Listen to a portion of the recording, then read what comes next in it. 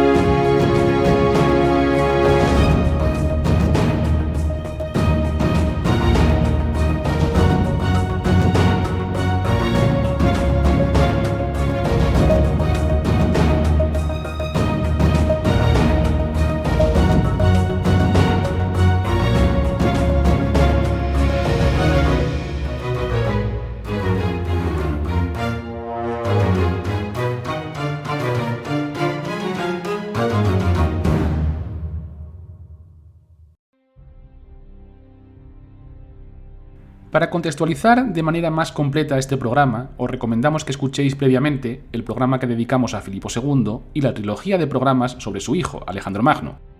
Todos ellos se complementan perfectamente para tener una visión de conjunto del reino macedonio, de estos dos grandísimos monarcas que cambiaron la historia y, desde luego, de su ejército, que es el tema que nos ocupa hoy, y la pieza fundamental de este cambio. La guerra terrestre griega antes de la era de Filipo y Alejandro era principalmente y a menudo exclusivamente una guerra de infantería. Los carros se habían utilizado en la Edad del Bronce, pero en el cercano Oriente y en Anatolia la efectividad de los carros había sido anulada por las nuevas tácticas y armamento y en la península griega siempre había sido limitado debido a la naturaleza del terreno.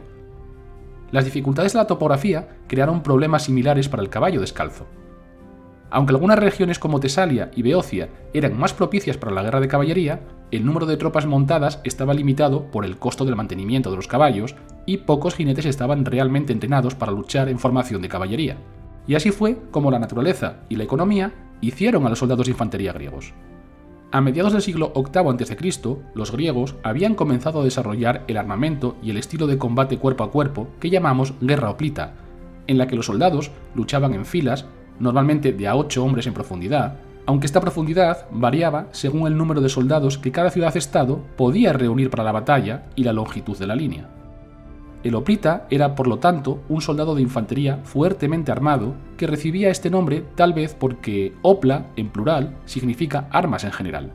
El arma emblemática del hoplita era el escudo o aspis, de unos 8 kilogramos de peso y 1 metro de diámetro, y estaba hecho de madera recubierta de bronce para darle mayor resistencia y que servir para proteger al soldado desde el cuello hasta las rodillas.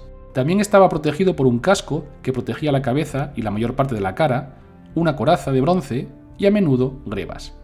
El arma elegida por los griegos era la lanza, de entre 2 y 2,5 metros de largo. La espada, en comparación, era el arma de último recurso y, de hecho, incompatible con la formación de defensa y las técnicas de empuje de la falange. Y aunque se dieron cambios menores en la forma y elaboración de la coraza o en el estilo del yelmo, la apariencia y las operaciones de los ejércitos hoplitas no cambiaron dramáticamente a lo largo de los siglos. De hecho, es una indicación de la naturaleza de la guerra griega temprana, que buscaba resolver los problemas de manera rápida y decisiva, que se prefiriera la batalla de infantería pesada en una tierra más adecuada para otros tipos de tropas. Fue solo cuando los objetivos de la guerra y los intentos de extender significativamente el poder, como el caso de la guerra del Peloponeso, llevaron a los griegos a un estado que se aproximaba a la guerra total, cuando comenzaron a producirse cambios duraderos en la forma de librar la guerra, y quizás el más significativo de estos cambios será la creación de la falange macedonia y los soldados de infantería con sarisa. Cuando Filipo II ascendió al trono de Macedonia con 23 años en el 359 a.C., la situación del reino era más que precaria, rodeado de tribus bárbaras en el norte y presionado por las ciudades griegas desde el sur. En el interior había otros pretendientes al trono y la autoridad real efectiva podía ejercerse sobre los principados semi-independientes de la Alta Macedonia solo de manera intermitente. Ante la posición de extrema debilidad del reino, algunos nobles considerarían la posibilidad de cambiar la figura del monarca en aras de conseguir aliados fuertes que colaboraran con la defensa del reino, especialmente en el caso de Argeo y Atenas, capaz de desplazar un ejército considerable a la zona. Filipo debía consolidar y expandir el poder del trono o sería engullido por las dificultades que lo asediaban. Para lograr este objetivo, la creación de un ejército poderoso era un imperativo. Hemos de tener en cuenta que a lo largo del reinado de Filipo, entre el 360 y el 336 a.C., Macedonia se encontró prácticamente en continuo estado de guerra. Filipo acometerá una profunda reforma del ejército macedonio que transformaría radicalmente el mismo, surgiendo como la fuerza militar más poderosa del momento, que no solo sirvió a Filipo, sino también a su hijo Alejandro en su periplo hasta la India. La guerra en la antigüedad era un acontecimiento más de la vida diaria de las personas. Los diferentes estados se enzarzaban continuamente en disputas diversas por los más variados motivos, y Macedonia no fue una excepción. Filipo necesitaba desesperadamente sobreponerse a la coyuntura del 360, lo que pasaba por un fortalecimiento de su fuerza militar sobre la que poder fundamentar la estabilidad del estado e incluso su propia prosperidad. Pero Macedonia estaba muy lejos de ello, algo que la había destinado forzosamente a adoptar un papel secundario a merced de las principales potencias del momento. Las circunstancias habían arrastrado al reino al borde del colapso, del que sin embargo saldría en apenas 2 años merced a la tremenda actividad del nuevo monarca. La motivación de los soldados era, es y será un elemento fundamental en cualquier ejército, y de ahí la importancia de que Filipo se mostrara muy pronto como un líder carismático capaz de levantar la moral de sus tropas. El nuevo rey desplegó una actividad frenética. Las asambleas y las arengas de Filipo, su cercanía a la población y especialmente a sus soldados, y la necesidad de ganarlos para su causa y sus objetivos eran de vital importancia a la hora de transmitir confianza y fortalecer su mermada moral. A continuación, era fundamental la necesidad de un duro entrenamiento en un ejército austero que endureciera a los soldados, mantuviera en forma a sus tropas y favoreciera una mayor disciplina y capacidad de combate. La importancia de la reforma de Filipo iba más allá de los cambios en la panoplia y pasaba previamente por fortalecer la moral, la disciplina, la preparación física y el entrenamiento de sus soldados, aunque no cabe duda de que el cambio en el armamento también tuvo un profundo impacto. Como Filipo no podía poner un ejército de hoplitas nativos de cualquier tamaño en el campo de batalla después del desastre ilirio de su hermano, el rey Perdicas III, donde 4.000 macedonios, incluidos el propio rey, habían sido masacrados, tendría que depender de mercenarios, que en el estado político y económico actual del reino no podía permitirse, o tendría que proporcionar a sus hombres una clara ventaja, ya fuese en armamento, ya fuese en tácticas, sino en ambos, sobre sus enemigos. En este momento no podía formar la célebre Falange Macedonia con los medios de los que disponía, a saber, un ejército de infantería ligera formado por clases bajas de escasos medios, en oposición a la poco numerosa caballería de las clases altas y con unas clases medias capaces de costearse la panoplia hoplítica poco numerosas. Con este fin, Filipo rearmará su infantería, compuesta ya por levas campesinas con largas y pesadas lanzas, las arisas, que equipó con armaduras ligeras de lino y espadas, siguiendo el ejemplo del general ateniense Ifícrates, que había combatido por la zona recientemente. Las formaciones compactas por sí solas no explican su éxito. Filipo apenas había tenido tiempo de entrenar a sus desmoralizadas tropas en nuevas tácticas, excepto, por supuesto, para aplicar lo que había aprendido en Tebas sobre cómo atacar en profundidad la línea enemiga. Además, atribuir el rápido éxito de Filipo a la adopción de tácticas tebanas menosprecia la dificultad de la acción. Filipo experimentó desde el principio con una nueva arma, una lanza más larga que ciertamente no fue un invento macedonio. Están atestiguados en el arte de la Edad del Bronce y en los relieves del Cercano Oriente. Una lanza extendida fue introducida ya a principios de la década del 370 a.C. por el comandante de mercenarios ateniense Ifícrates, quien, según se nos dice, equipó a sus hombres con escudos más ligeros y lanzas que eran el doble de largas que la lanza hoplítica normal. Las formaciones masivas y densamente agrupadas armadas con una lanza más larga podrían mantener fuera del alcance a los hoplitas más fuertemente armados y mejor entrenados, y podrían usar el peso de su formación para romper la línea tradicional de hoplitas. Esta nueva fuerza de infantería fue endurecida con largas marchas campo a través bajo el sol del verano y se trajeron generales mercenarios para imponer disciplina e instruir a las tropas. Filipo era plenamente consciente de que un enfrentamiento con los ejércitos griegos era inevitable, por lo que su infantería debía estar mucho mejor preparada para enfrentarse a los hoplitas. Con este objetivo en mente, y como parte del entrenamiento de su nuevo ejército, Filipo lo llevó a combatir contra las tribus del norte. La falange, junto con la caballería, se convertirá pronto en la base del ejército nacional macedonio. Dentro de la falange destaca el cuerpo de élite de los hipaspistas, tropas escogidas y equipadas de la misma manera que el resto de los falangitas, y que, junto a la caballería macedonia, formaban la punta de lanza del ejército. Contaba además con abundante infantería ligera, que adquiere mayor importancia en Grecia durante este siglo y que hasta la reforma militar y el surgimiento de la falange había sido la base de la infantería macedonia. Filipo acrecentó de forma considerable los ingresos de la monarquía macedonia. Sus conquistas ampliaron el patrimonio real, ya de por sí extenso, haciéndose también con el control de las minas tracias. Solo las del Monte Pangeo le reportaban 1.000 talentos anuales. Además, su política de fundación de nuevos centros elevó exponencialmente la recaudación de la hacienda real. Este fortalecimiento económico aportó a Filipo recursos muy superiores a los que contaban los estados griegos de la época y le hicieron posible financiar sus continuas campañas militares y la equipación de su ejército a costa de las arcas reales. También dividirá el reino en distritos administrativos y de leva militar que habrían de perdurar hasta la época romana. La implantación ex novo de una panoplia completamente diferente suponía que casi de inmediato cada infante debía conseguir una sarisa y un escudo, principalmente, casco y grebas, y en la medida de sus posibilidades, corazas más o menos costosas. Recordemos que la situación socioeconómica no era en absoluto boyante y que se atravesaba por una situación crítica en los primeros años. Y el macedonio medio no contaba con apenas recursos en una economía de autoabastecimiento, por lo que, aun siendo una panoplia asequible, suponía un esfuerzo que no todos podían hacer. Del mismo modo, Filipo no podía fiar la implantación de una transformación de tal calado a lo que cada macedonio pudiera acceder individualmente, por lo que él mismo asumió la iniciativa y equipó directamente a sus tropas. El rey de Macedonia, una vez asumió el cargo, se convertía en propietario de las minas, los bosques y la madera del reino, además de sus grandes propiedades de tierra y cotos de caza. Más allá de las rentas elevadas que Filipo obtenía anualmente de su explotación o de los impuestos sobre la población, los territorios sometidos y el comercio, el monarca poseía en teoría las materias primas para la elaboración del nuevo equipamiento, y podría además contar con el trabajo ocasional de sus súbditos, algunos de los cuales eran artesanos, a instancias del rey.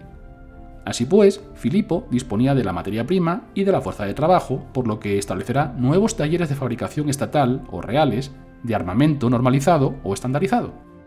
Estas fábricas o grandes talleres de armas producían puntas de flecha en serie, puntas de sarisa, escudos, especialmente si consideramos que sus tamaños y decoración estaban estandarizados, y regatones para las arisas.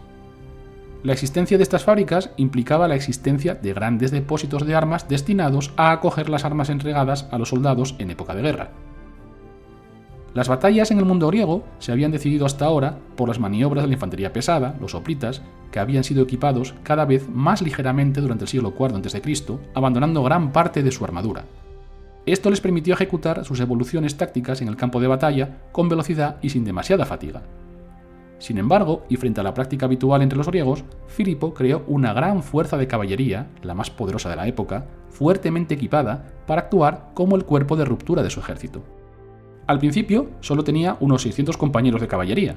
Familias nobles de todo el mundo griego se asentaron en feudos creados por el rey a partir de tierras ganadas a sus enemigos, y para el final de su reinado el número de compañeros se había incrementado grandemente, pasando de 600 en el 358 a los 2800 del 336 a.C. al final de su reinado. La formación y el entrenamiento que recibía esta caballería de los compañeros eran muy elevados. En cuanto al armamento, destacaban tanto el elemento defensivo, formado por corazas o coseletes y cascos de tipo tesalio y frigio normalmente, como el elemento ofensivo, compuesto en buen número de ocasiones por lanzas de caballería superiores en tamaño a las del resto de la caballería e incluso a las de la infantería. Se trataba de las arisas de caballería, inferiores en tamaño a las arisas de infantería, pero mayores al resto de las armas, lo que potenciaba su carácter ofensivo. Asimismo, la formación en cuña que adoptó la caballería macedonia en tiempos de Filipo y Alejandro nos hace pensar en una disposición agresiva y con capacidad de penetración en las filas enemigas. Es decir, desarrolló nuevas formaciones tácticas basadas en las que Jasón de Feras había inventado para permitir que su caballería desempeñara un papel destacado en la batalla, por lo que la infantería ya no necesitaba movilidad. Pero no solo disponía de la fuerza de los compañeros, sino también de la formidable caballería tesalia.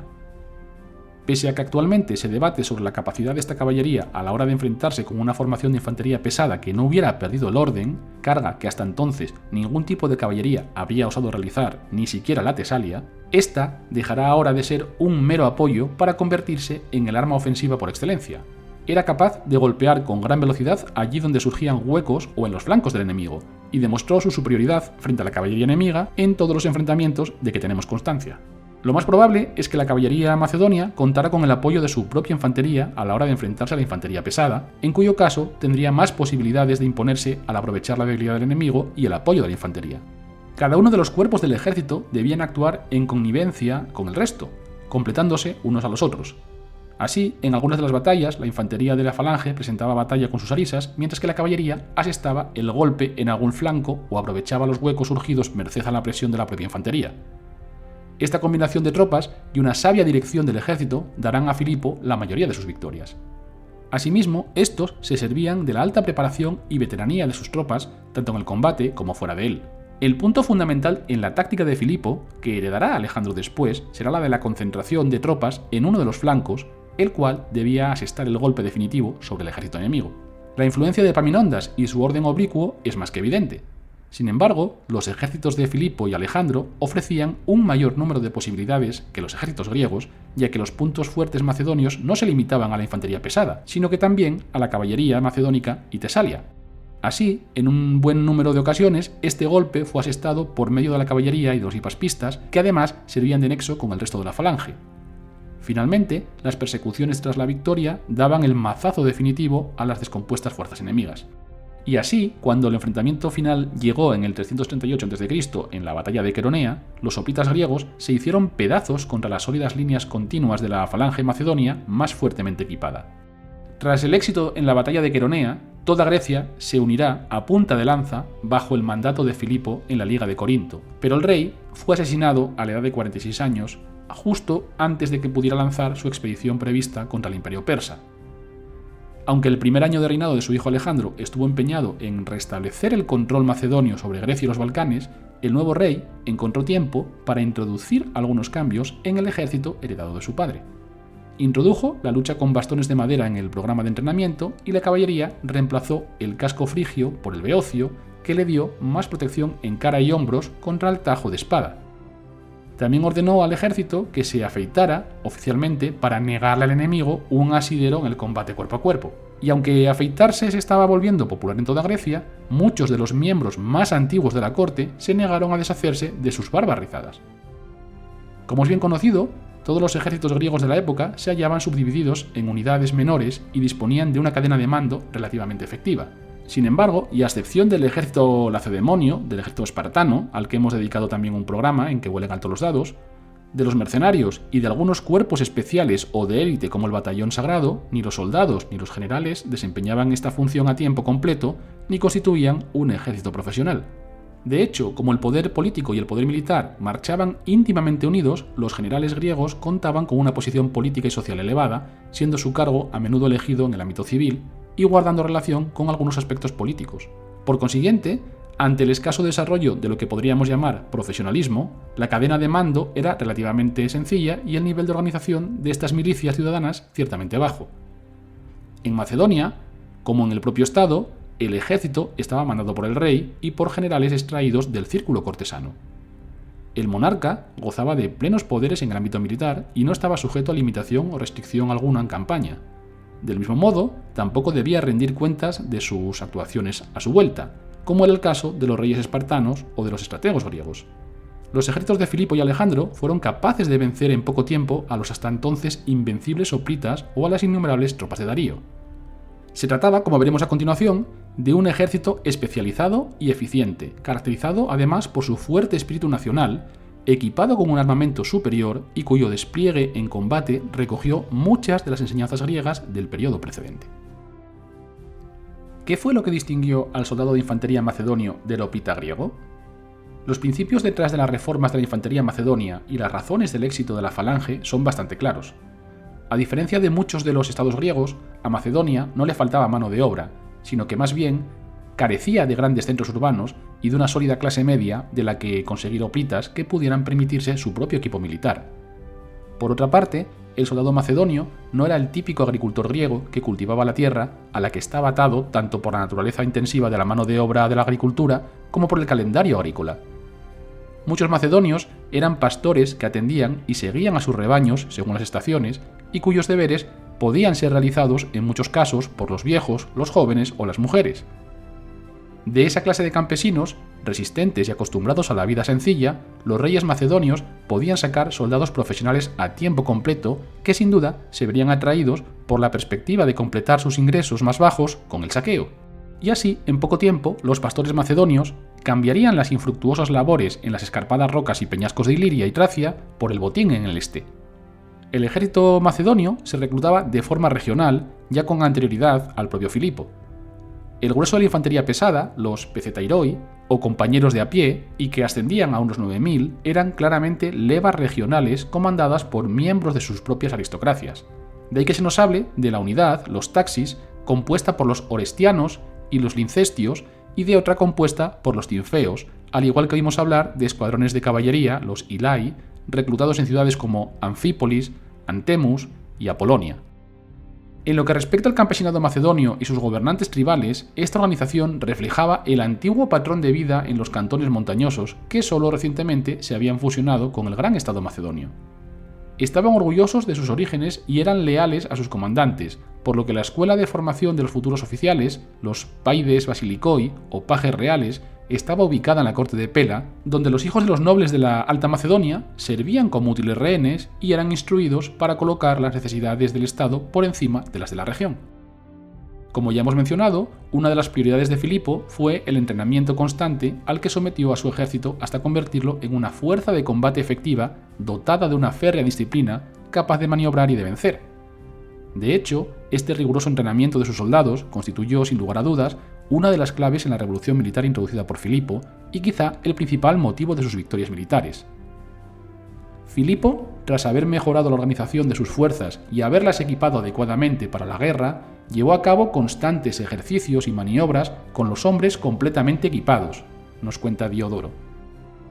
Hacía marchar a sus soldados 300 estadios, unos 54 kilómetros, en un solo día, equipados con la panoplia completa y cargados con las provisiones diarias. El objetivo de Filipo era mejorar la movilidad del ejército, pero sobre todo su eficiencia. Frontino nos cuenta que prohibió a todos el uso de carros de transporte, no permitió tener más de un sirviente por cada jinete, e igualmente uno solo por cada unidad de infantes. Sin duda, esto supondría un cambio radical en la velocidad del ejército, antes lastrado por los extremadamente lentos trenes de suministros con carruajes tirados a menudo por bueyes y que tenían serios problemas para atravesar barreras naturales, tales como pasos de montaña, ríos o rampas pronunciadas. El ejército debió aprender así a vivir al aire libre en cualquier estación del año. También ordenó a las tropas llevar raciones de grano suficientes para 30 días. Así que todo esto conllevaba también una exigencia adicional a sus tropas, cuya resistencia y solidez sería puesta a prueba. De esta forma, Filipo se anticipaba a la famosa reforma de las legiones de Cayo Mario durante el periodo tardor republicano. El estudio de la hegemonía tebana llevaría a Filipo a valorar la importancia de la formación táctica y el entrenamiento militar. También adoptó otras disposiciones como la prohibición de todo tipo de lujos, lo que motivó escenas como la destitución de un mando tarentino, seguramente de caballería, por el mero hecho de haber tomado baños calientes, opuesto a las costumbres macedonias. Filipo despojó del mando al comandante tarentino Dócimo, que había tomado un baño caliente, y dijo: «Me parece que desconoces las costumbres macedonias, entre los que ni siquiera la mujer lava a sus hijos con agua caliente». Lo que parece una mera anécdota sin importancia, nos está hablando en realidad de la dureza del ejército macedonio y del ejemplo impuesto por el monarca, que a menudo se comportaba como uno más de sus soldados. En esta misma línea estaría el propio comportamiento del monarca y la férrea disciplina que imponía entre sus más allegados. Así, sabemos que castigaba a sus propios pajes severamente con azotes y latigazos y llegó a matar a uno por quitarse sus armas cuando debía permanecer en armas. Marchas y castigos se convertían de esta manera en un medio para endurecer a sus soldados y fomentar su resistencia, su dureza y sobre todo su disciplina, lo cual es el primer paso en la formación de un ejército capaz y experimentado. El siguiente sería el adiestramiento para el combate, especialmente en el desplazamiento y la lucha dentro de formaciones. Las tropas también eran severamente adiestradas en maniobras tácticas y no únicamente en marchas interminables y severos castigos, y este entrenamiento puede apreciarse una vez más en la falsa retirada de Queronea y 3 años después en la demostración de Alejandro en Pelio ante los ilirios. El manejo de la sarisa, frente al de una lanza normal, exigía un mayor entrenamiento y era preciso su buen manejo individual, sobre todo en el interior de una formación densa. El desplazamiento con ellas en alto requería de cierta práctica dentro de la formación, aunque no más de la que requiriera un hoplita, pero sobre todo era fundamental su entrenamiento para el combate, donde la coordinación con el resto y el empuje eran más importantes que la perfección del estilo. La instrucción básica del falangista macedonio, por tanto, se centraba principalmente en el desplazamiento en formación armado con la sarisa. Técnicamente, el aprendizaje en el manejo de tal arma requería poco tiempo, aunque manejar este tipo de arma en una formación de 256 a 512 hombres era otra cuestión. La instrucción se realizaba con un exomis y sin más equipamiento que la sarisa, si bien otras maniobras y ejercicios muy distintos exigían de los falangitas que marcharan con la panoplia completa e incluso con las raciones de un número determinado de días, como vimos en Polieno. Es obvio que la formación de un falangita había de obedecer a diversos objetivos, uno de ellos el manejo del arma en combate, otro el desplazamiento y la posición dentro de una formación y otra la resistencia y las marchas en campaña. Los soldados recién heredados por Alejandro de su padre Filipo llevaron a cabo aquellas maniobras intimidatorias con precisión matemática ante los ilirios glaucias. Entonces dispuso Alejandro a su ejército en una profundidad de falange de 120 escudos y en ambos flancos 200 jinetes, y ordenó que guardaran silencio para obedecer al punto cada orden, y a los hoplitas mandó levantar sus lanzas para luego ponerlas en posición vertical, y a una señal fijada, e inclinarlas y cerrar lanzas primero a la derecha y luego a izquierda. Desplazó entonces al frente a la falange con precisión, cambiando la dirección a un lado y al otro, y así dando órdenes a todos los taxeis y disponiendo unas y otras en poco tiempo. Dispuso a la falange en una formación en cuña y se lanzó contra los enemigos. Estos llevaban tiempo sobrecogidos viendo tal precisión y orden de maniobras. Alejandro apenas llevaba un año en el trono, pero sus tropas poseían un adiestramiento excepcional, muy superior a la de cualquier otro soldado de leva y equivalente al de las tropas profesionales. Y este, al subir al trono, también prestó especial atención al entrenamiento de sus soldados, sin duda motivado por las enseñanzas de su padre. Diodoro nos cuenta que adiestraba a sus soldados completamente armados y en formación, realizaba ejercicios militares e imponía disciplina en el ejército. Esta maniobra pone de manifiesto la elevadísima capacidad de movimiento y maniobra de la falange macedonia de Filipo, que heredó Alejandro, que es capaz de pasar con extraordinaria rapidez de una formación de marcha a una formación de combate, compuesta por las diferentes TAC 6 y por tanto dividida en diferentes bloques, estando unos más avanzados que otros.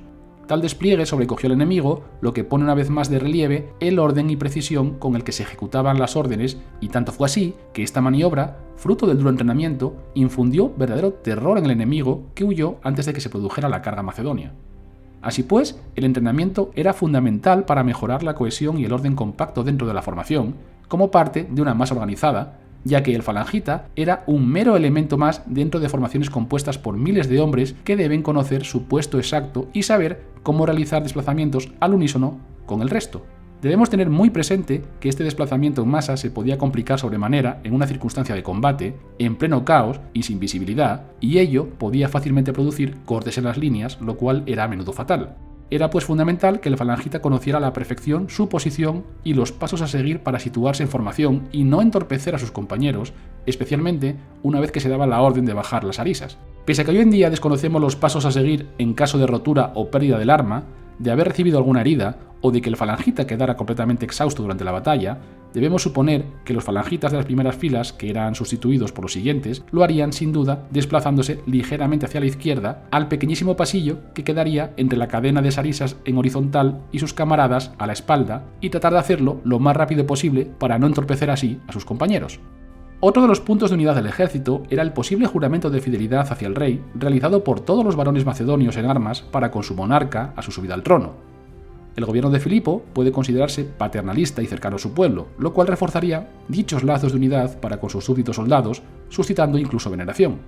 Las épocas continuas de guerra, como la que se vivía en tiempos de Filipo y sus hermanos, creaban un sentimiento de unidad entre los veteranos, además de una notable experiencia en combate. Y la capacidad de mando y de liderazgo de Filipo estaban fuera de duda, y era además un gran estratega, original hasta cierto punto y sobre todo efectivo, adoptando tácticas novedosas de concentración de fuerzas, despliegue oblicuo, etc., lo que contribuyó a afianzar su imagen ante sus tropas.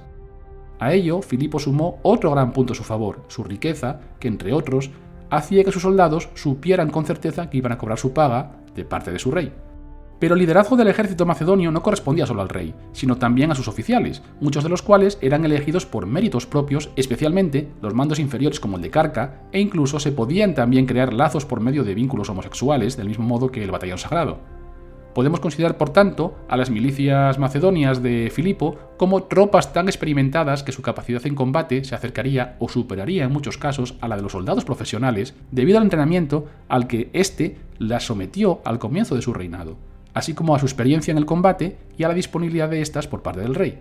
El ejército de campaña de Filipo formaba un conglomerado especialmente diverso: soldados macedonios de la Alta y Baja Macedonia, tesalios, de los cuales Filipo era el arconte, además de los aliados agrianes, peonios, ilirios, tríbalos, odrisios y tracios, que sin duda causarían problemas de diversa índole y resentimientos, y entre los que la disciplina debía de ser impuesta sin titubeos. Baste recordar que gran parte de los aliados de Filipo habían estado en el bando contrario pocos años antes y que buena parte de los helenos despreciaban a los macedonios y no los consideraban griegos, y que a su vez griegos y macedonios desdeñaban al resto de bárbaros.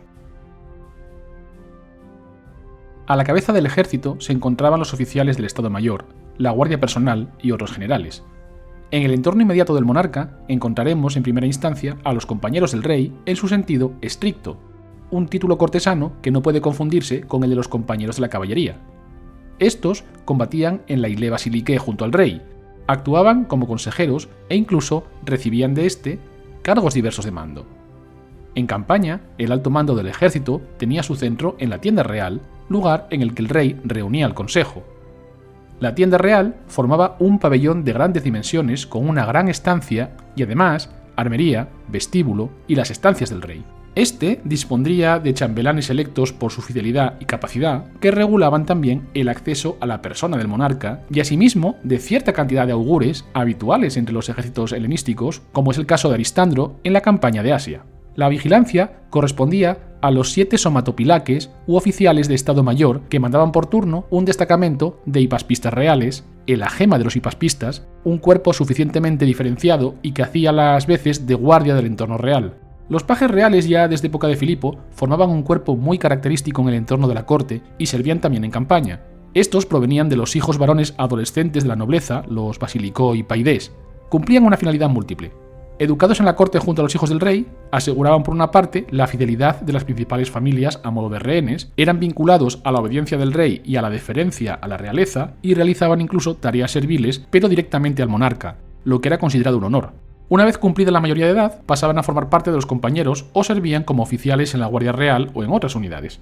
La cadena de mando del ejército macedonio se caracterizaba por su centralización. El rey y los altos mandos, al frente de Taxei e Ilai, daban órdenes que se transmitían mediante toques de trompeta. Suponemos que la primera señal la daba el trompeta del rey, que era recogida por el resto de trompetas de cada unidad.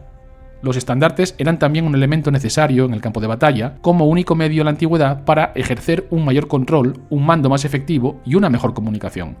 Las batallas antiguas eran un completo caos, consecuencia de las nubes de polvo, el griterío, el ruido de armas, los movimientos de miles de hombres y caballos, la limitación visual de algunos cascos, etc.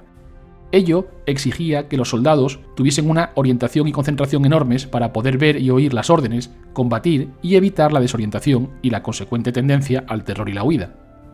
La utilidad de estas insignias o estandartes era pues obvia. Permitían alinear la formación, indicar determinadas acciones, reagrupar la unidad, identificarla, dar a conocer su posición, aunque también al enemigo, y sobre todo, es el punto de referencia de las unidades para sus miembros, tanto física como psicológicamente, es decir, una especie de encarnación de la solidez de la unidad. Por debajo del monarca se encontraban los diferentes mandos de las unidades principales, a destacar los taxiarcos, hilarcas o hiparcos, que servían bajo el monarca o bajo estrategoi, nombrados directamente por el rey, como era el caso de Crátero al mando de la infantería de línea. Del mismo modo, el monarca podía nombrar un estratego para dirigir un ejército, como ocurría con Parmenión, que derrotó a los ilirios en el 356 a.C. al mando de un ejército macedonio en el que el propio Filipo estaba ausente. Se trataba de campañas menores en las que el rey podía no estar presente o bien debía encontrarse en otro lugar. Sería este el caso de la división del ejército macedonio a la vuelta a Babilonia en el paso de Gedrosia o del envío de tropas extraídas del bloque central del ejército en Sogdiana y Bactriana durante el reinado de Alejandro. Aunque en las últimas campañas de Alejandro el ejército se dividía en Moirai con un general al mando, este no sería el caso del ejército de Filipo.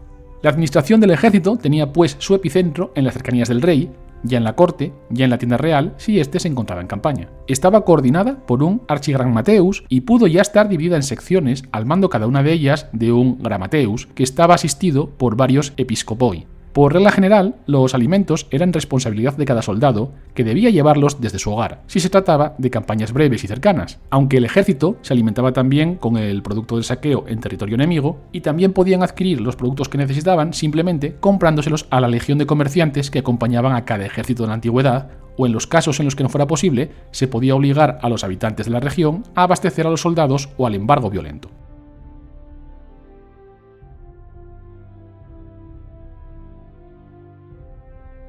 Esto es que huelen alto los dados. Filipo II extendió sus dominios más allá de sus límites y para ello tuvo que atravesar con sus ejércitos las fronteras de otras regiones, fronteras cargadas de peligros. Buenos días, control de aduana. Apese del caballo y vaya dándome sus datos. Nombre. Filipo. Felipe, bien. No, Filipo. ¿Cómo que Filipo? ¿Será Felipe? No, es con I. ¿Pero cómo con I? Que no, que eso no es un nombre. Yo lo apunto Felipe, que es lo que es. Apellido. Segundo. Felipe, viene usted graciosillo hoy, ¿eh? ¿Cómo va a ser segundo un apellido? Eso es un nombre de un piso, el segundo A, el segundo B, o un puesto en la carrera, que queda uno segundo después del primero. Dice, pero un apellido, nada. Yo lo apunto segundino. ¿De dónde viene usted? De Macedonia. Felipe, ¿me está usted diciendo que un país que se llama Macedonia? Sí, hombre, sí. ¿Y sus habitantes qué son, los fruitis? Somos fruitis dulces, sí, ricos y verdes vegetales. Estás escuchando Que vuelen alto los dados, tu podcast de historia. Somos fruitis buenos, sí, traviesos. Motivo de la visita. Invadir Grecia. ¿Y toda esta gente que viene usted contigo aquí, qué pasa? Pues por no venir solo, que soy un poquito aprensivo. Madre mía. Paco, vente para acá, que va a flipar la de nombre que va a tener que tomar de los fruitis, tío.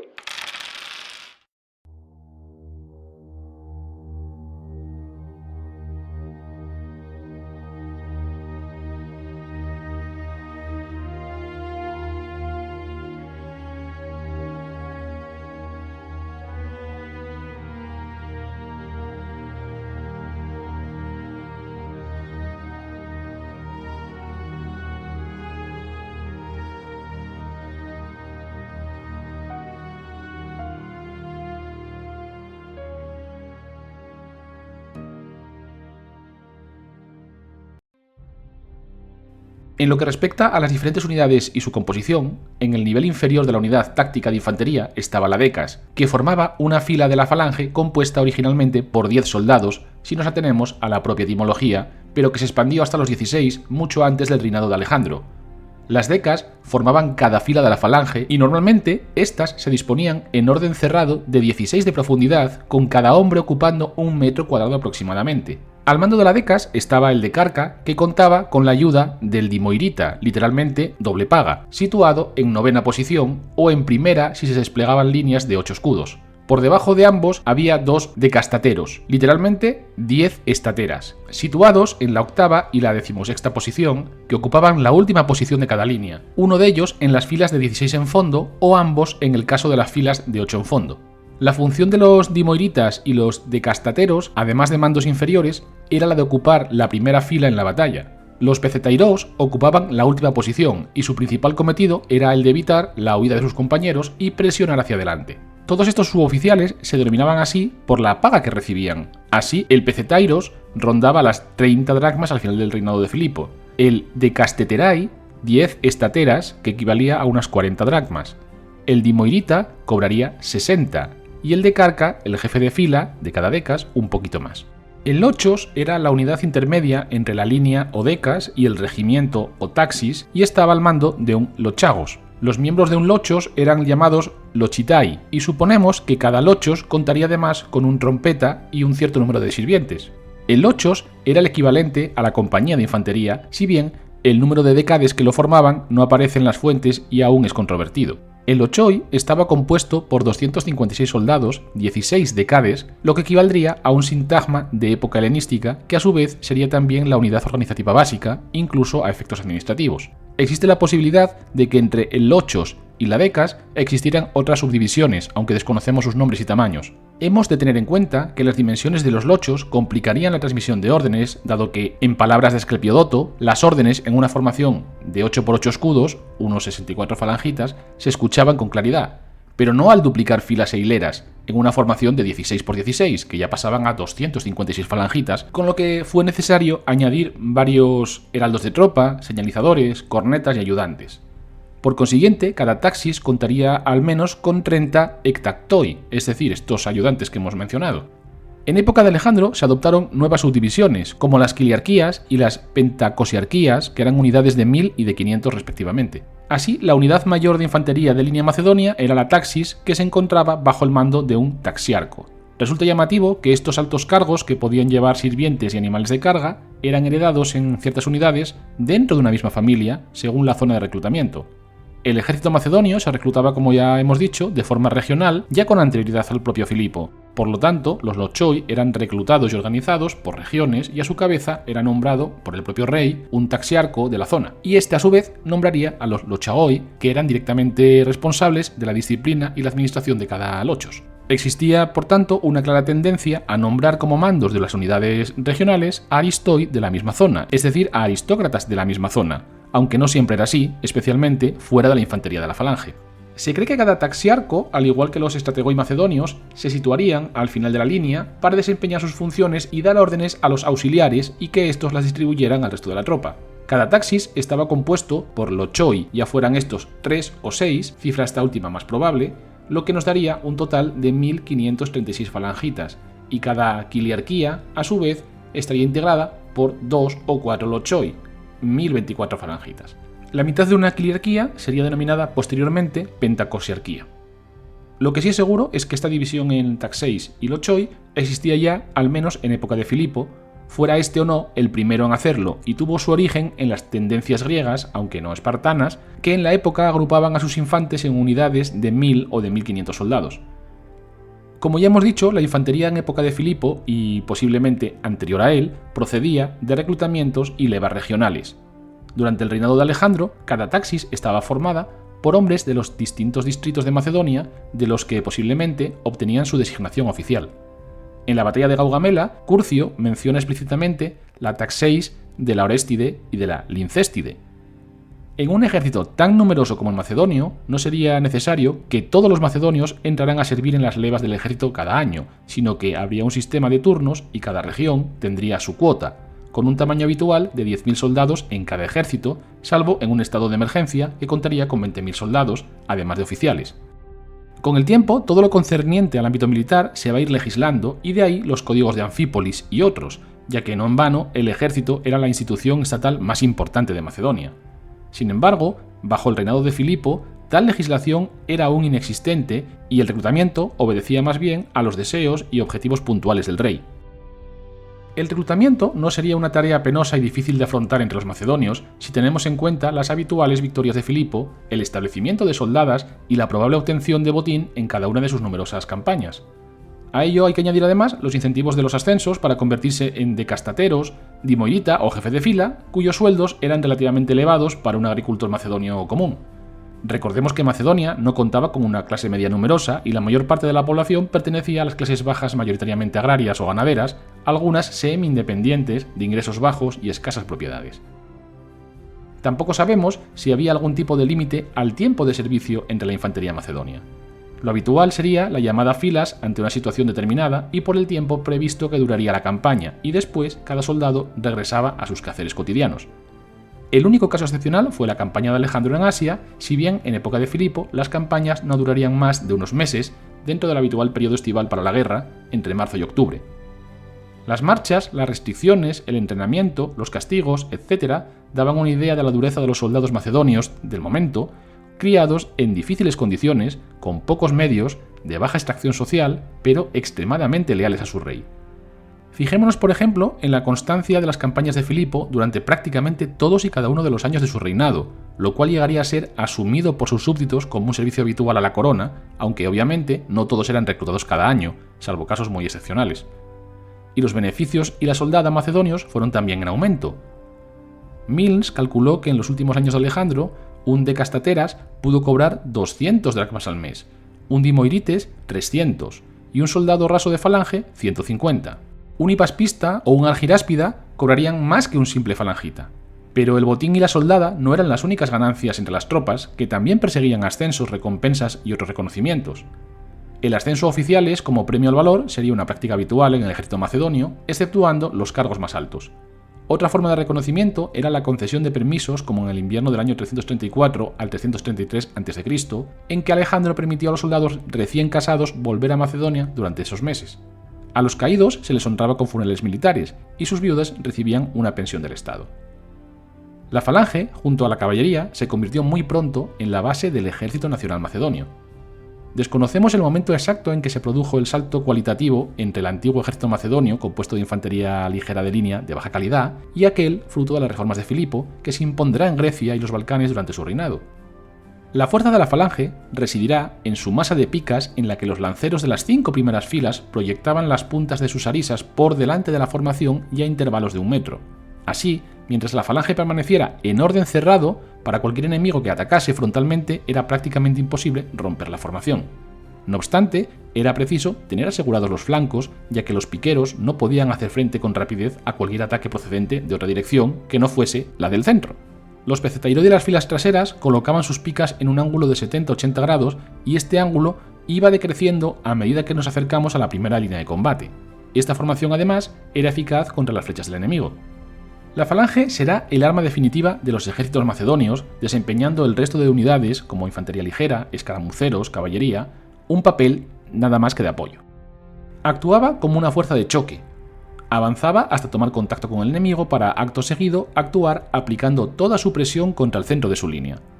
En el momento preciso, la caballería cargaba en orden cerrado tras haber flanqueado al enemigo, actuando a la manera de un martillo sobre el yunque.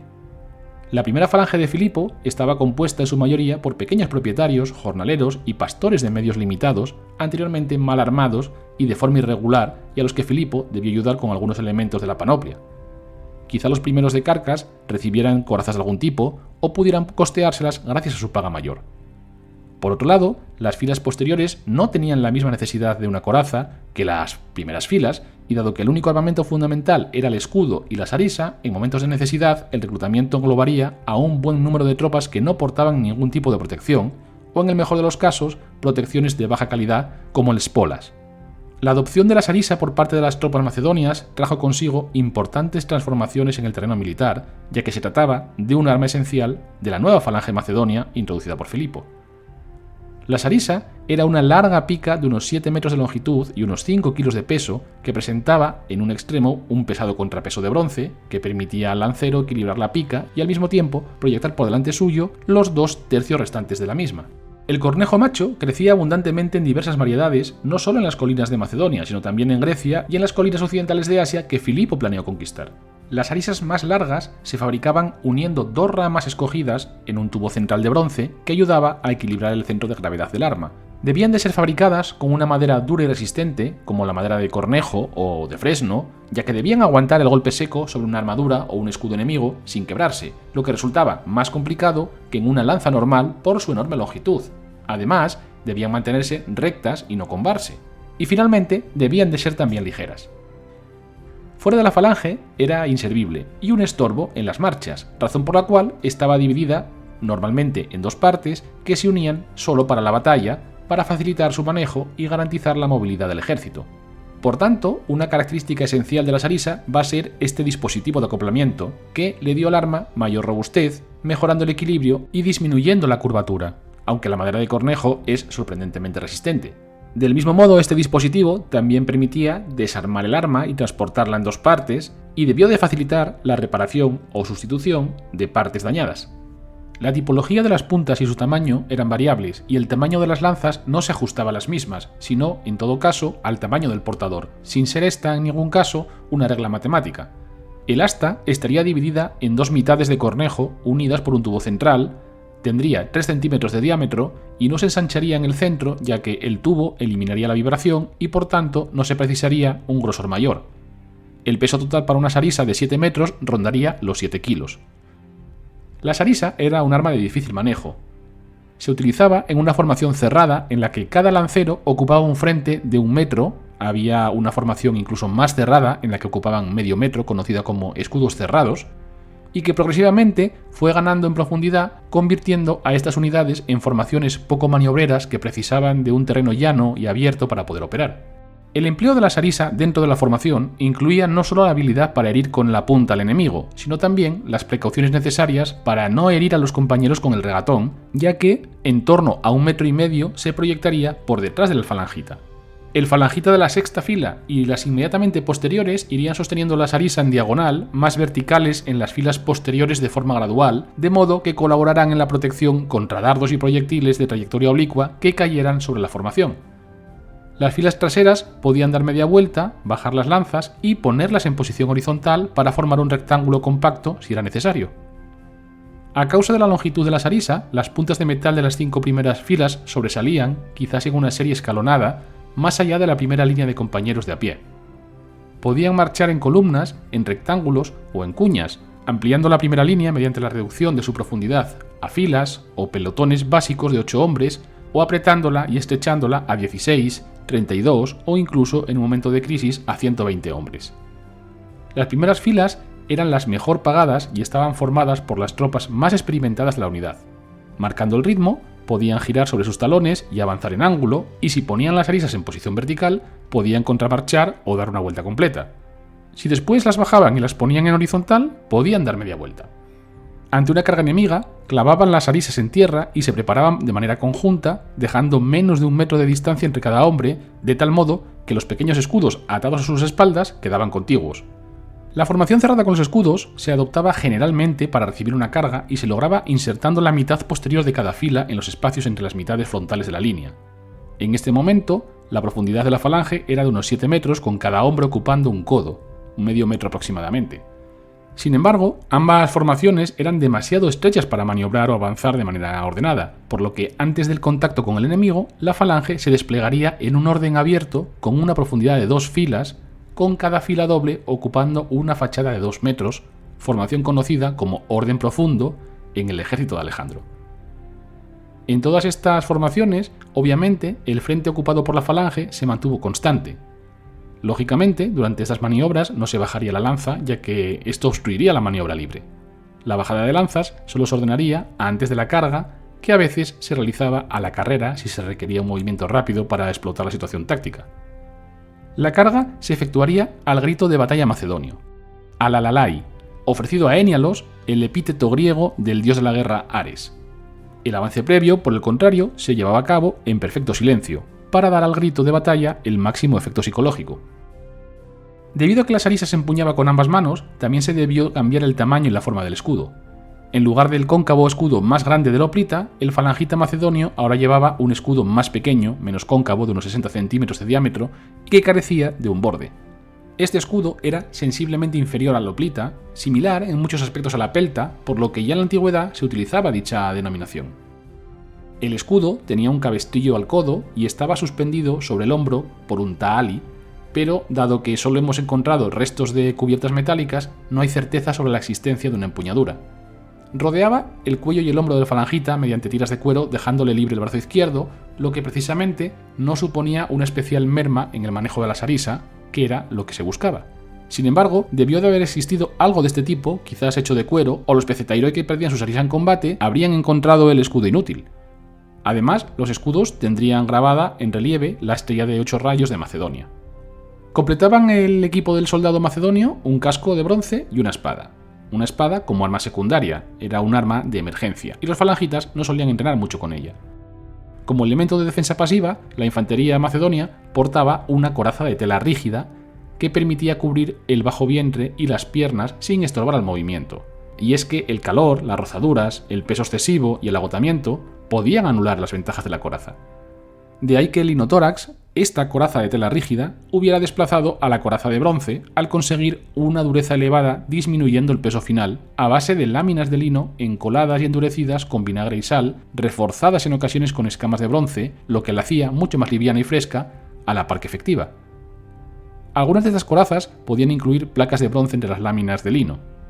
Las corazas de bronce eran pesadas y calurosas y sobre todo y fundamentalmente muy caras, por lo que solo las portarían los oficiales y los mercenarios veteranos. Las corazas musculadas de bronce volvieron a adquirir relevancia entre las clases altas a mediados del siglo IV a.C., con lo que es posible que algún mando macedonio portara alguna, aunque serían los menos. Añadamos además las grebas, que son un elemento fundamental en la defensa corporal pasiva, ya que las espinillas a menudo quedaban indefensas y especialmente entre los macedonios, con sus pequeños escudos menores en diámetro que los áspides griegos. Se trataba de láminas de bronce batido de entre 1 y 2 milímetros de grosor y que a menudo incorporaba forros acolchados. Son elementos muy útiles para el combate individual y en formación, especialmente eficaces a la hora de desviar golpes descendentes de lanza y de espada o de proyectiles. Sin embargo, su utilidad entre la infantería ligera era dudosa, ya que resultaban engorrosas para la carrera y crearían rozaduras, especialmente las enteramente metálicas, de ahí su habitual ausencia entre la infantería ligera macedonia. Como ocurre con las corazas, desconocemos si existían grebas de material orgánico, aunque es muy posible. No obstante, solo las primeras filas de la falange estarían equipadas completamente con grebas, casco, escudo y coraza.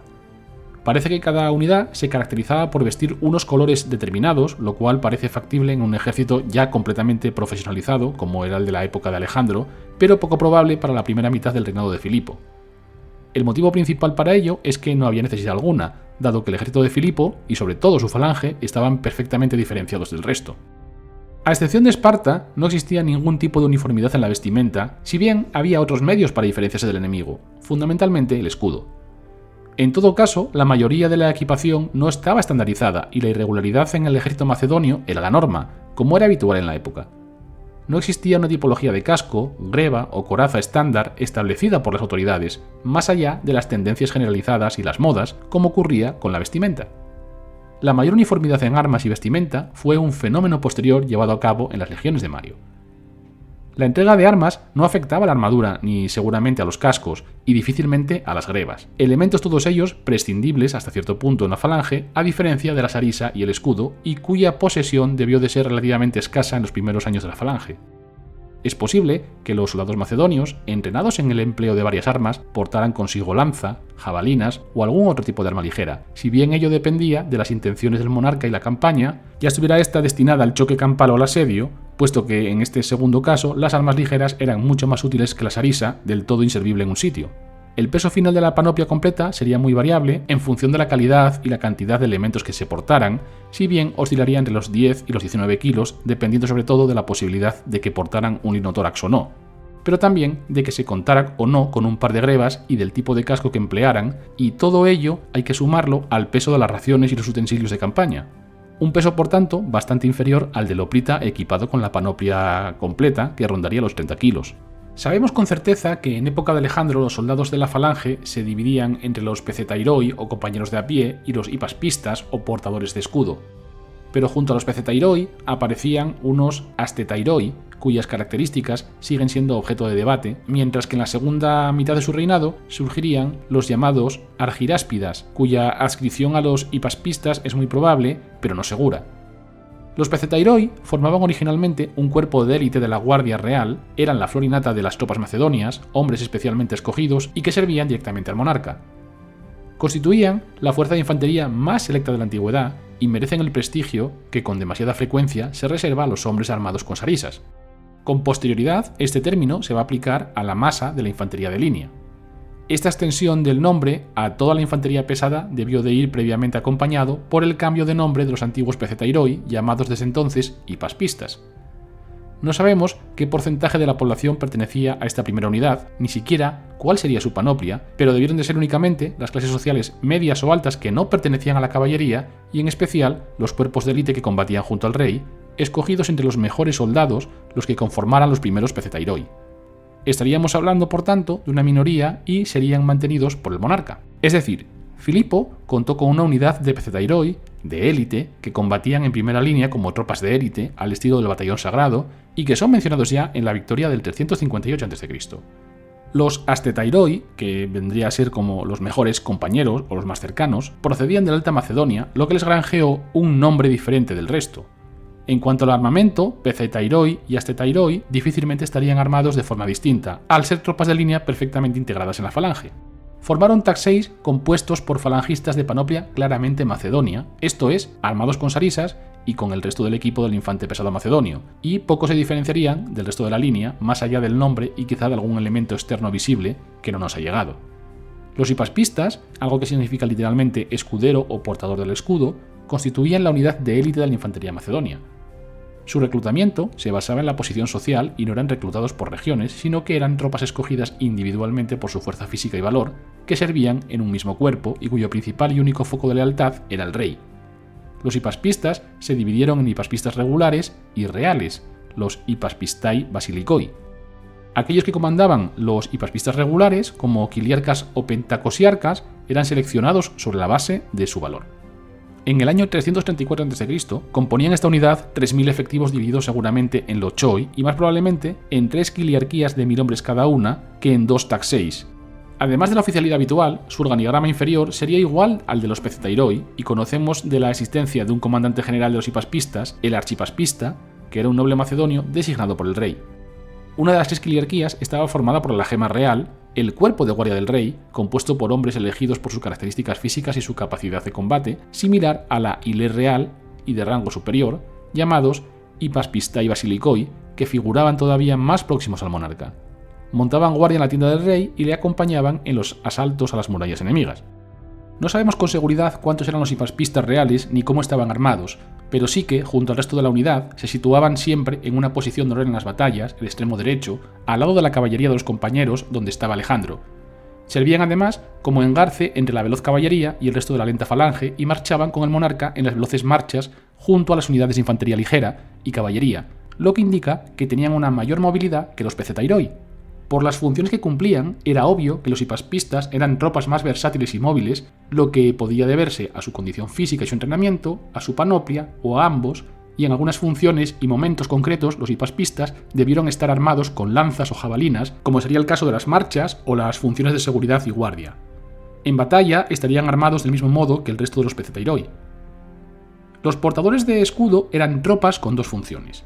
Debido a que los compañeros de a pie llevaban escudos pequeños en el hombro izquierdo, su flanco derecho habría quedado expuesto si los portadores de escudo no se hubieran situado allí y no se les hubiera ordenado protegerlos apiñando los amplios escudos circulares de los que recibían su nombre.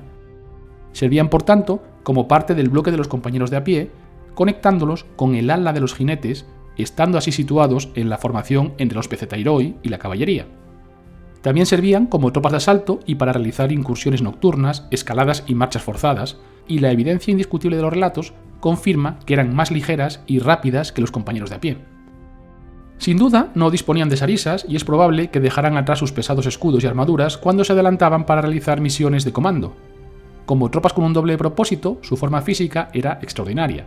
Eran los primeros en subir las escaleras en las ciudades sitiadas o en los fuertes de montaña como en el caso de Hindu Kush.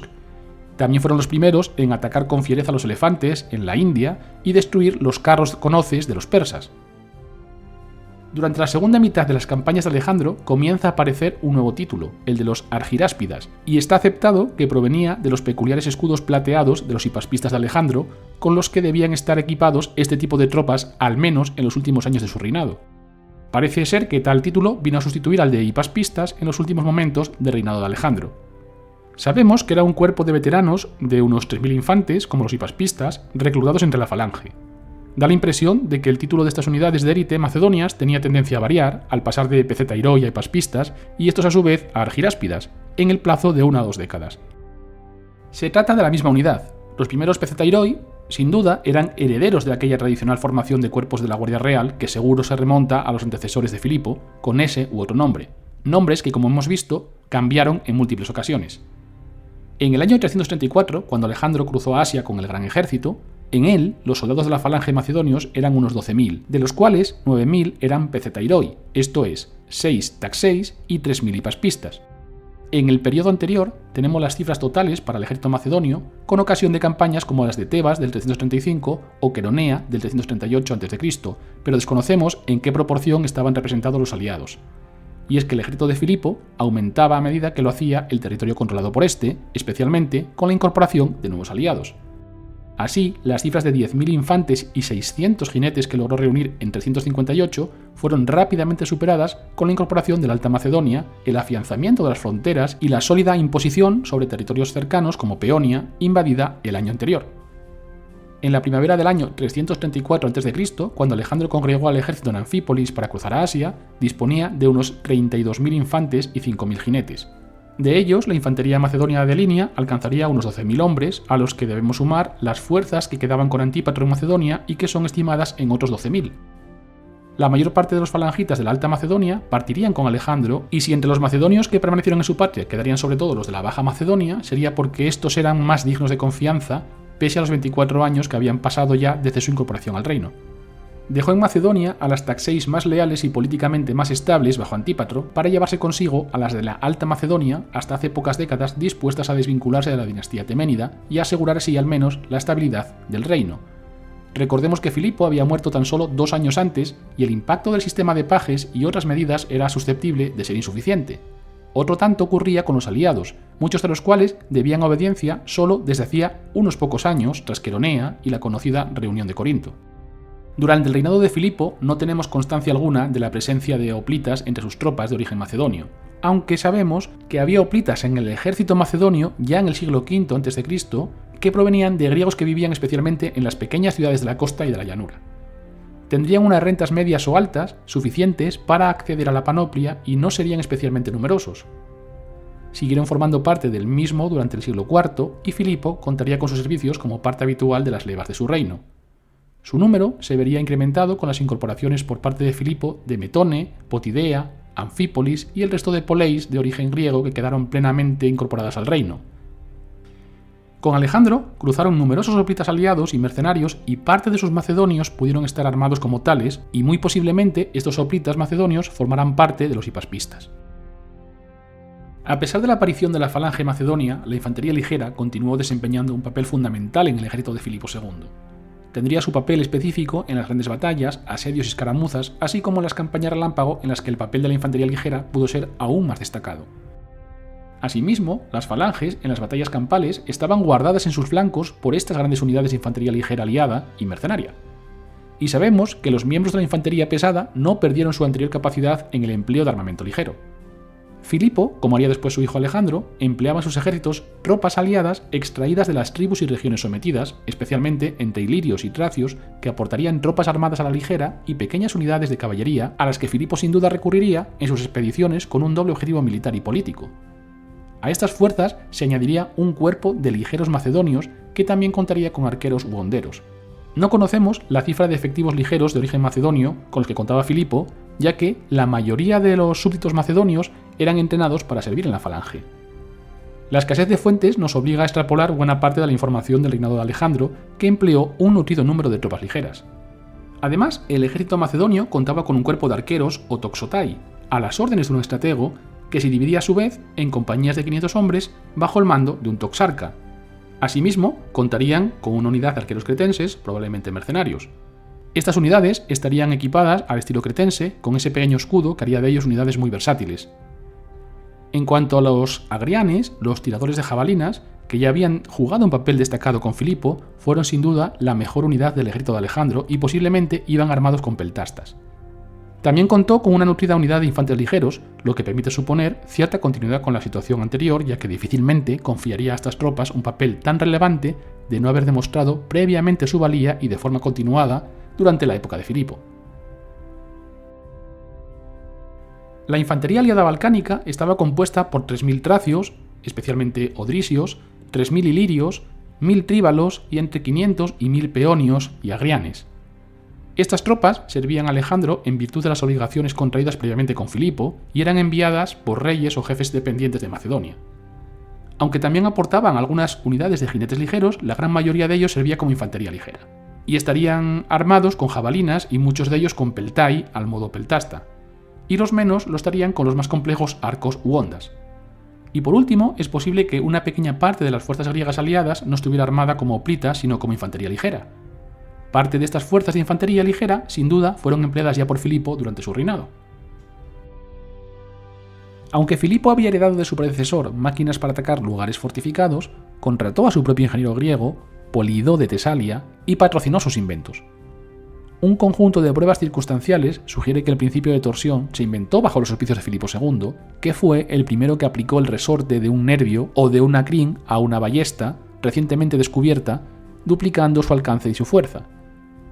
Polidó también diseñó un sistema de murallas dentadas y una torre de asedio de 36 metros de altura, y fue el maestro de los discípulos que luego inventarían una maquinaria todavía más poderosa para la sección de asedio de Alejandro. Ningún macedonio podría haberlo hecho por sí mismo.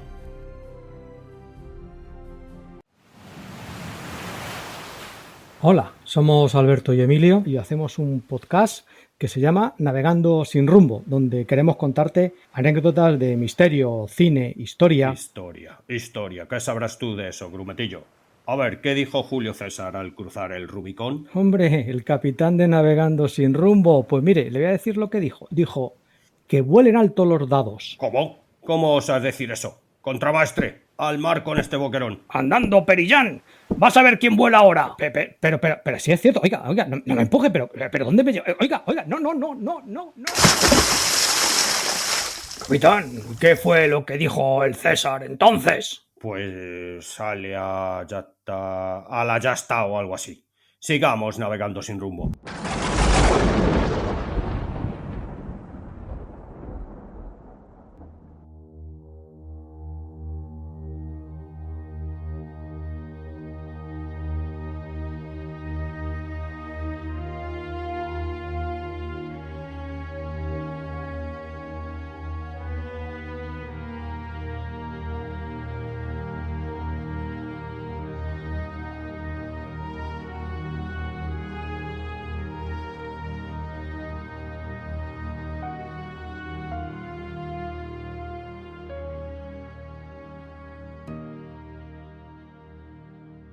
Estás escuchando Que vuelen alto los dados, tu podcast de historia. Filipo contaba también con la caballería más poderosa de la época, ya que no solo disponía de la fuerza de los compañeros, sino también de la caballería tesalia, y la superioridad de la caballería macedonia durante todo este periodo quedó de manifiesto claramente en la mayoría de los enfrentamientos de que nos han quedado constancia. Como ya hemos visto, Filipo de Macedonia llevó a cabo una profunda reforma en el interior de su ejército que afectó no solo a la infantería, sino también a la caballería. Y la primera y más importante de las transformaciones que llevó a cabo el rey será el importante incremento de sus efectivos de caballería. Así, mientras que a comienzos de su reinado estos no superaban los 600 jinetes, los efectivos irán aumentando poco a poco hasta cerca de 3.000 jinetes entre macedonios y aliados en la batalla de la llanura de Azafrán en 353 a.C. y en torno a 2.000 en Queronea en 338 a.C. Así, a finales de su reinado, Filipo contaría con unos 2.800 compañeros y 1.400 jinetes de caballería ligera. Para lograr este importante incremento, Filipo incorporó entre sus hetairoi a la nobleza de la Alta Macedonia y aceptó en sus filas a cierto número de extranjeros, especialmente griegos, a los que concedió algunas tierras en su reino. Y además, tendríamos que añadir a aquellas unidades de caballería aliadas que combatirán con el ejército macedonio en la mayor parte de los enfrentamientos tanto de Filipo como de Alejandro, en especial los tesalios. La coyuntura geográfica y económica era bastante favorable para la cría de caballos, dada la existencia de grandes llanuras y pastos para la cría de estos, que conformaban a menudo grandes latifundios aristocráticos que permitían el mantenimiento de un buen número de animales. Igualmente, los caballos macedonios eran superiores al resto de los balcánicos, ya que durante el reinado de Alejandro I y la dominación persa de Macedonia se introdujeron caballos de media, mejores aún que los del Danubio y del norte, y se criaron en las llanuras de la Baja Macedonia. En el sur de Grecia, el escaso pastoreo de verano y la falta de hombres lo bastante ricos como para poseer caballos habían impedido que la caballería desarrollara un estilo o que llegara a constituir un contingente decisivo. La nobleza feudal de Macedonia estaba formada por hombres nacidos para cabalgar, y el clima europeo de cañadas y llanuras proporcionaba pastos abundantes. También las tierras altas habían apacentado buenos caballos, y gracias a que Filipo había conquistado fértiles prados al otro lado de la frontera oriental en los 10 primeros años de su reinado, poseía una amplia superficie de acres de tierra en la que instalar a los nobles y una nueva clase de terratenientes en los nuevos pastos para caballos, hasta el punto de poder decirse que 800 compañeros soldados de caballería disfrutaban de estados tan extensos como el total de las tierras que poseían los 10.000 hombres más ricos de Grecia. Estados fértiles significaban más caballos y rentas para un grupo más amplio de jinetes, y el número de los compañeros soldados de caballería se incrementó rápidamente. En cuanto a los caballos, se multiplicaron y diversificaron con el saqueo de yeguas procedentes del norte bárbaro, un cruce que tal vez los hiciera más veloces. Los caballos de la antigüedad eran corpulentos y pesados, y los dibujos sobre monedas y pinturas revelan que los de raza macedonia se volvieron más robustos aún durante los 100 años anteriores a Alejandro. A la mayoría de los caballos griegos de batalla se les practicaba la castración.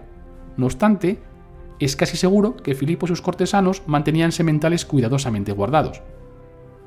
Otra de las reformas de Filipo tiene que ver con la formación y el entrenamiento que recibía esta caballería macedonia. Desde su infancia, los hijos de la aristocracia macedonia se ejercitaban en la monta.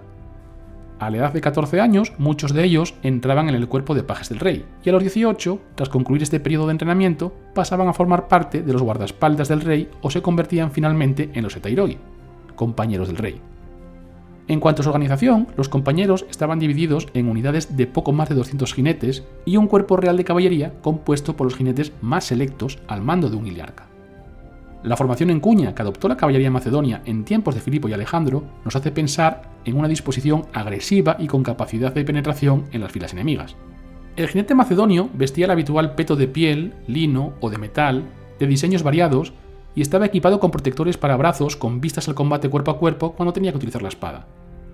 No disponía de estribos y se sentaba sobre una tela que se sujetaba con una correa alrededor del cuerpo del caballo y que a veces estaba colchada con fieltro para proporcionarle un asiento mullido al jinete y una protección blanda para las rodillas.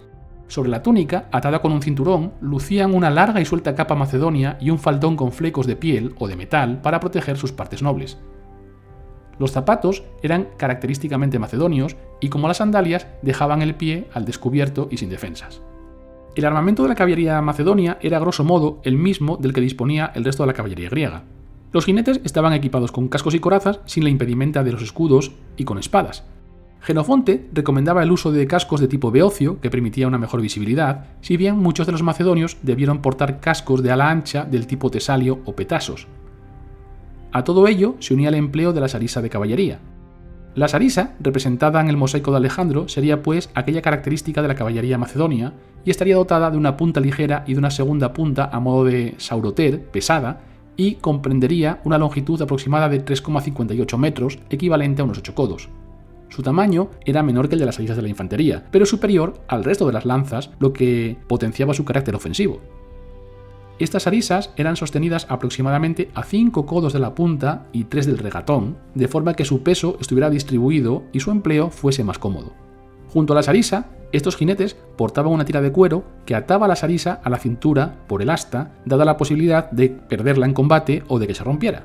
y en caso de perder definitivamente la sarisa, aún quedaban las espadas adicionales del tipo copis o machaira, armas de tajo o de corte más útiles para la caballería que las de punta o punzada.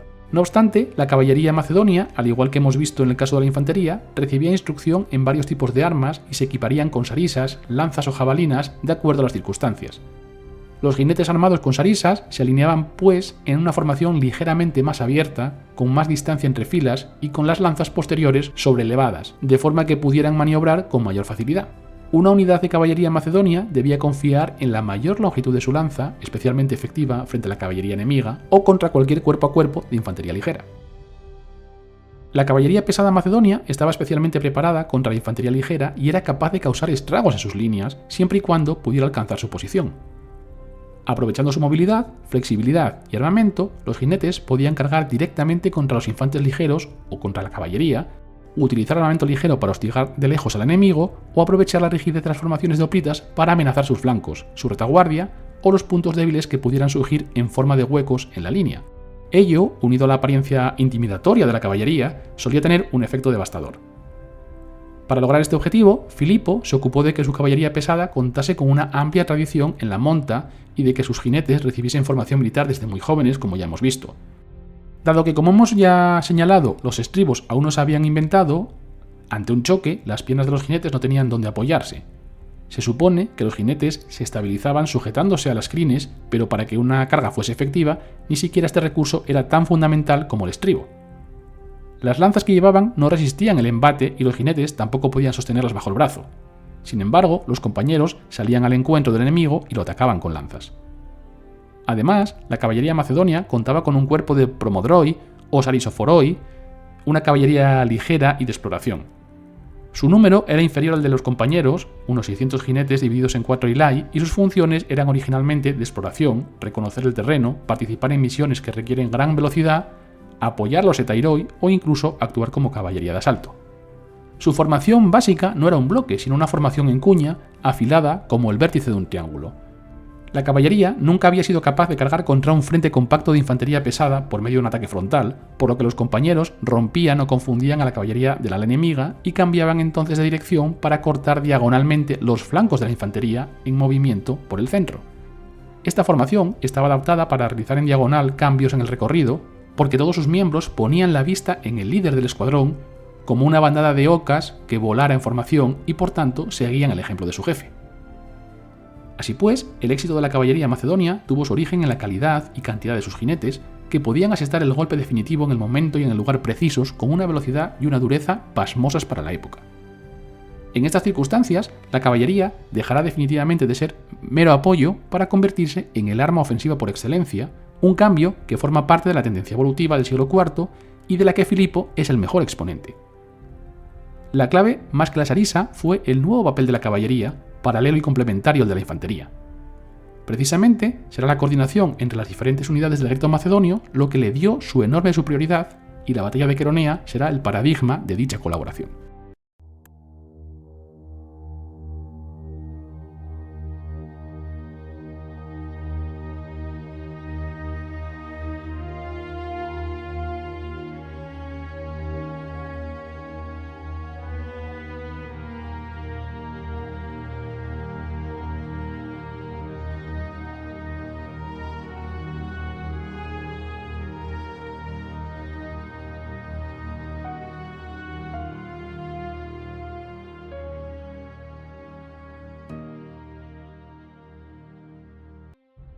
El ejército macedonio será un ejército especializado y eficiente, caracterizado por su fuerte espíritu nacional, equipado con un armamento superior y cuyo despliegue en combate recogió muchas de las enseñanzas griegas del periodo precedente.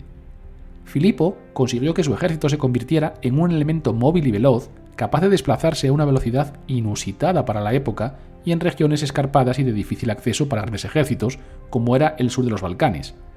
Para lograrlo, partiría de una organización mejor establecida y subdividida, en la que las decas, la unidad básica del ejército, era también la encargada de aspectos tales como el transporte de su equipaje pesado, sobre todo las panoplias y la impedimenta, y lo hacía, por lo general, con alguna mula o asno, pero sin carros, y con la ayuda de un único sirviente. Privará a sus jinetes y sobre todo a sus infantes de carros, sirvientes personales e impedimenta que ralentizaban la marcha de los ejércitos antiguos y los convertirá en unas auténticas mulas marianas, adelantándose 3 siglos a las reformas de Mario. Y lo hizo en los primeros años de su reinado. Estos animales de tiro y transporte eran de vital importancia en la antigüedad si tenemos en cuenta el peso de la impedimenta necesaria, compuesta por grano, agua, vino y otros alimentos, panoplias, instrumentos y herramientas, prisioneros, heridos, muertos, etc. Y en el caso de Filipo, añadimos además la maquinaria de asedio. Todo ello suponía un lastre enorme para un ejército que debía acompañarse de múltiples carros de tiro. Eliminar estos carros y contar con apenas algunas mulas implicaba aumentar sobremanera la velocidad de marcha y la capacidad para atravesar zonas escarpadas, que de otro modo habría sido imposible, pero también tenía sus problemas ya que las carretas permitían que los soldados llegaran más frescos al combate, podían servir como barricadas improvisadas y sobre todo servían para transportar heridos. Suponía así pues una dura exigencia para sus tropas, cuya resistencia y solidez sería puesta a prueba y pretendía ser reforzada por este entrenamiento tan prolongado y estricto.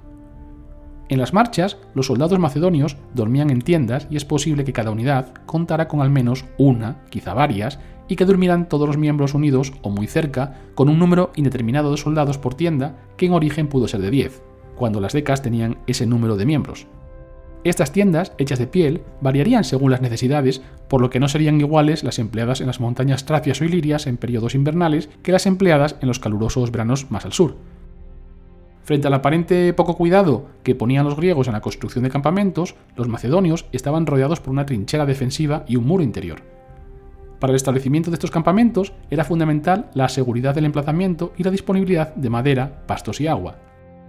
La infantería marchaba con sus panoplias y utilizaba la típica causia macedonia o gorros similares en vez del incómodo casco y portarían habitualmente un fardo en el que envolvían sus escasos enseres, entre los que se encontraban objetos necesarios como mantas, utensilios domésticos básicos como cuencos, cuchillos, algún pequeño molino natural y su propia comida, especialmente grano o harina, a lo que podían añadir otros tales como pequeñas lámparas de aceite, jarras, otros cuencos para comer y beber, navajas y limas para tallar y pulir medicamentos, correas de repuesto para reparar posibles roturas, algo de vino, el mínimo de ropa de cama y algunas mudas, carnes en salazón, alguna cubierta para los escudos que evitara la humedad y su corrosión y otros objetos.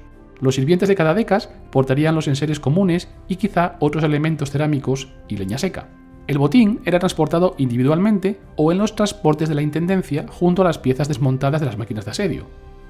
Los soldados siempre llevaban a su vez una cantidad determinada de raciones con productos básicos como la harina, fundamentalmente acompañada de queso, cebollas, aceitunas, higos, frutas o verduras de temporada y quizá algo de carne o pescado. A ello se añadiría una pequeña cantidad de vino y los ropajes y utensilios extra que mencionamos, por lo que la suma total de este equipamiento rondaría entre los 10 y los 19 kilos por soldado en función de la calidad de su panoplia y la posibilidad de que portara un linotórax o no, a lo que se sumaba el peso de utensilios, ropas, tiendas y raciones que mencionamos y la posibilidad de que portara un linotórax o no. Así estaríamos viendo que el soldado macedonio portaba un peso de entre 10 y 19 kilos frente a los 45 kilos del hoplita griego, por lo que cada hoplita llevaba consigo un porteador, a menudo un esclavo. Los desplazamientos de los grandes ejércitos se hacían divididos en taxeis para una mejor organización y la coordinación y el orden en la marcha eran fundamentales, especialmente en territorio hostil. Además del orden, era vital el conocimiento del terreno enemigo y el empleo de exploradores para ello, y para conocer los movimientos enemigos.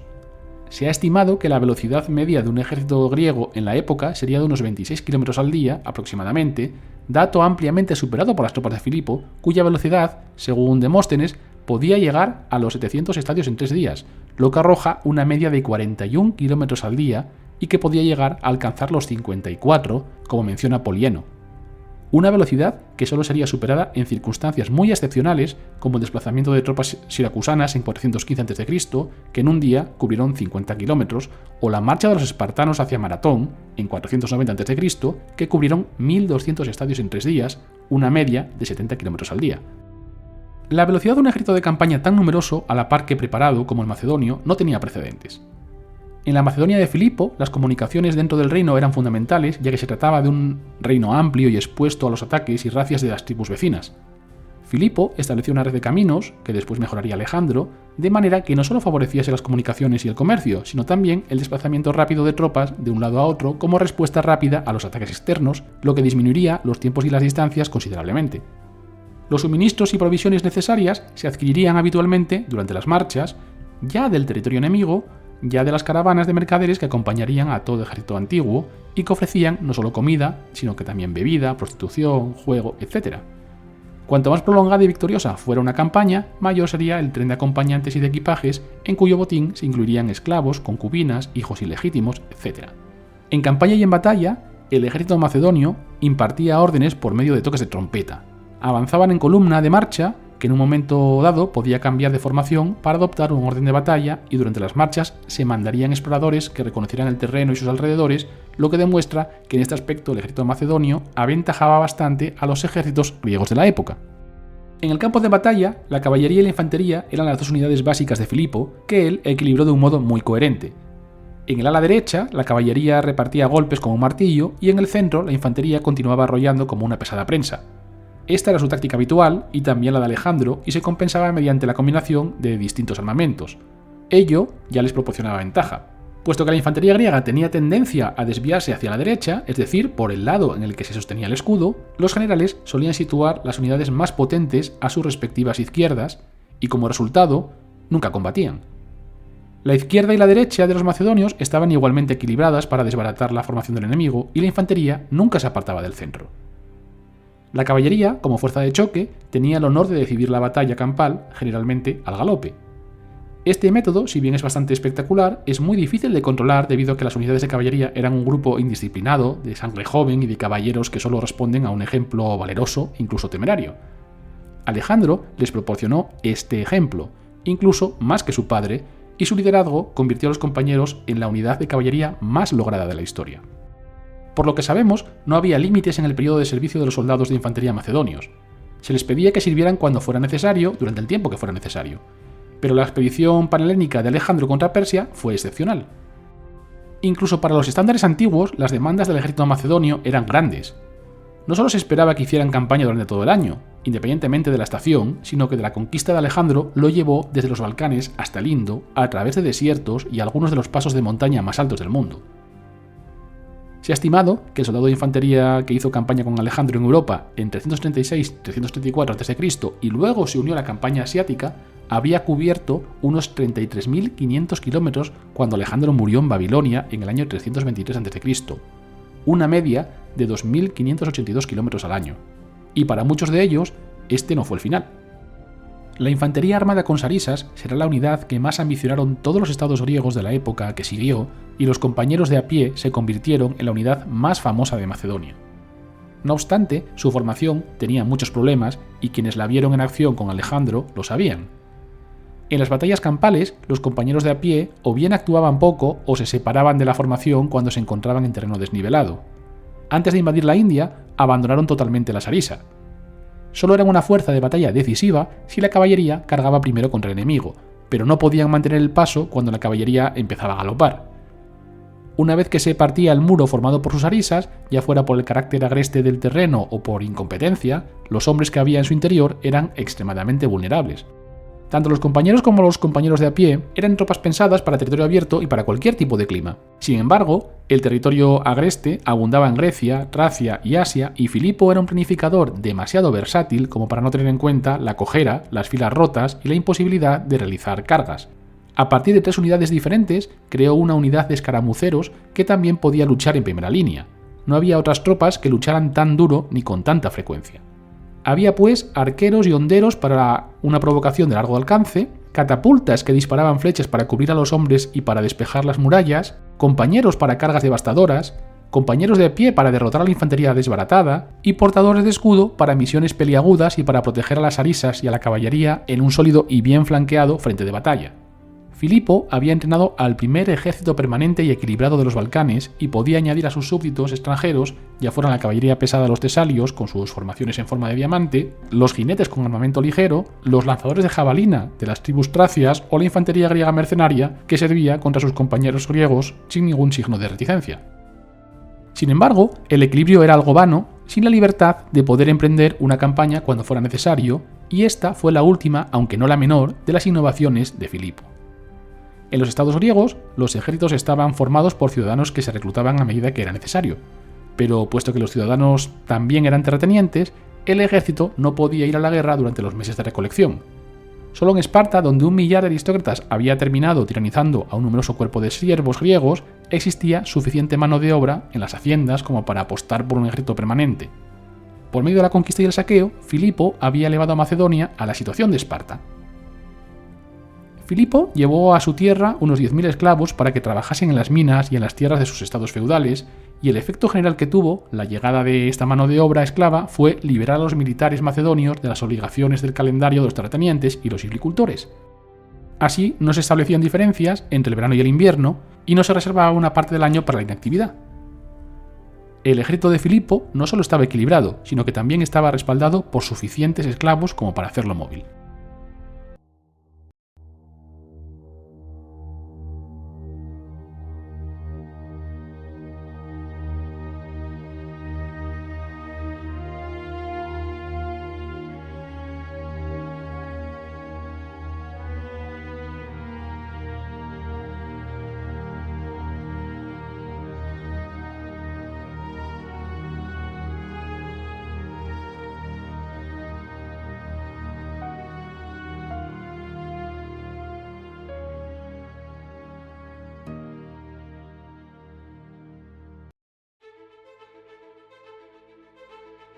Y hasta aquí nuestro programa de hoy.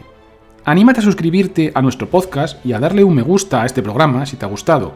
También a que nos dejéis vuestros comentarios y sugerencias y a compartirlo para que tenga una mayor difusión. Que vuelen alto los dados forma parte del sello Evox Originals, por lo que solo podéis escucharnos aquí en Evox. Estamos también en Facebook y en nuestra página web www.quevuelenaltolosdados.com. Si queréis comunicaros con nosotros, podéis hacerlo a través de nuestro correo electrónico contacto@quevuelenaltolosdados.com. Y si queréis apoyar este proyecto por menos de lo que cuesta un café, podéis ayudarnos en el acceso a la plataforma Ko-fi que aparece en la descripción de este programa. Muchas gracias y nos vemos en nuestro próximo programa.